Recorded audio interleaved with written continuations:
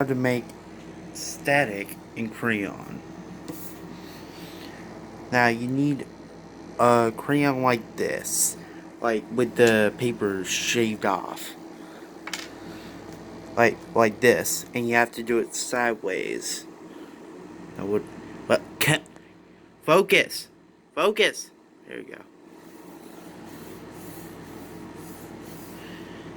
And you can do this on the whole paper, and you get pressure on it, it becomes darker. Like the more pressure you put on it, the more dark it is.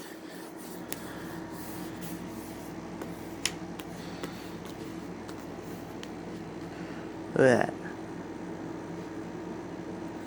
Look at that. And you can still draw like that too. If you put it sideways like that and put your pressure on it, it goes like that. You only do this on ones without paper. Like, get all the paper off, and this is what you're left with. You can do it with other colors too if you just get the paper off.